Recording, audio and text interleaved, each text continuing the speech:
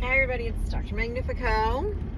We did like 3 videos on George last week, our blocked cat.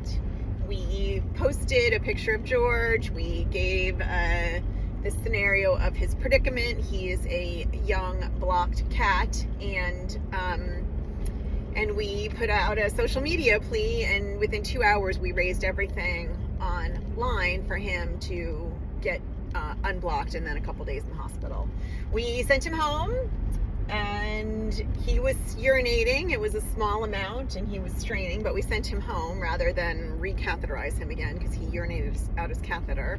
But with all of these guys, there's a very high likelihood they're going to reblock, and we talk to people about that, and we start them on medications, and we do everything we can to try to push them through that initial healing period so that their urethra, which is already traumatized and then was blocked, can recover so that they can get a good stream. But a lot of these cats reblock, and then some of them, after they block twice, and certainly by the 3rd time, we're talking about a PU surgery. So we sort of suspected that he had a high potential. Well, we suspected he had a high potential to reblock, and then we further suspected that he would probably need a PU.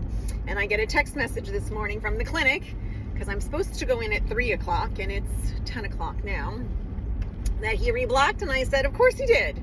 And gave some emojis. And then I get a call from the hospital manager. She says, what do you want to do about George? And I say, well, what do you mean? What's the question about what do I want to do about George? Are you asking me how do I want to pay for George? Or do I want to put George to sleep? Or do I want to do the PU surgery? Like, what's the question? The question is not what does George need, because George definitely needs to be unblocked, and then he probably needs a PU surgery. The question is, do I want to come in early? Do I want to come in tomorrow on my day off? Do I want to further drive myself into my exhaustion, and I'm really tired already because I go in 6 hours early? Do I want to understand that there's George and then a million other cases like him? Do I want to give up on George? Do I want to see the magnitude of the tidal wave and talk myself out of helping George? Like, there's a million questions there. I said, well, here's what you do. You go down, you talk to the owner who originally came in with $400, and you ask her what she can do. If she's okay with doing another social media plea, if she's okay, with further getting herself into either a financial predicament or an emotional predicament or a vulnerable public display of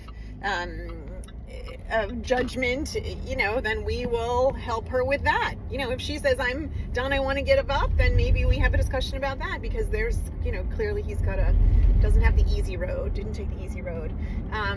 If it's about making money, we just created a nonprofit. Maybe George will be our beta test for our nonprofit. Do I want to get better at doing PU surgery so I can do them as fast as a cat neuter? Absolutely. Absolutely. Maybe the universe's way of reminding me that I've got things to do and places where I'm needed, and I focus on that in spite of being tired. But I didn't come into this profession to give up. I certainly didn't come in to figure out an excuse as to why to give up on a patient or a case that's hard. And if someone is dedicated to helping their pet and their case, that's what I'm here to do. But it's also a team approach. He needs to be unblocked right now as I'm driving, because I can't get there fast enough.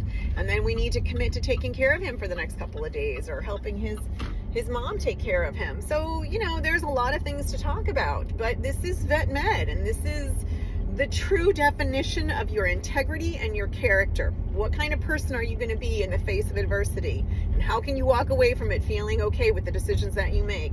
And I just got off the phone with the office manager, and I said, maybe we don't think about the millions of other cats who need us, and we just think about George. And then you go and you have a conversation, and we all talk about it. We all cast our vote, and then we move on. And I said, what's your vote? And she said, well, you can't be expected to do everything, and you can't be here every day. And, she's very much my very good friend and my advocate and my protector, and she's right. And I said, it's a whole lot easier for me to do it if I feel like everybody else is going to help me do it, and I'll figure out a way.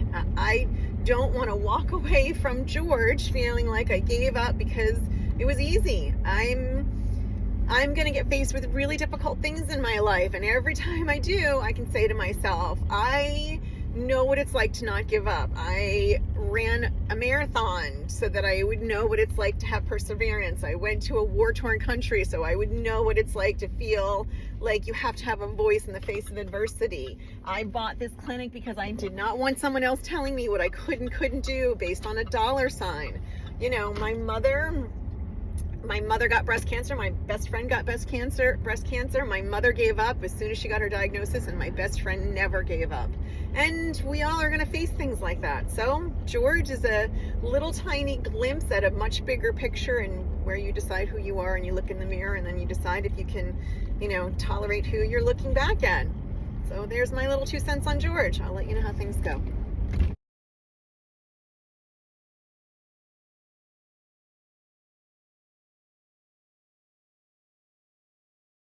Hey George. Hey George, round 2. I know, gotta wake up. Put another urinary catheter in.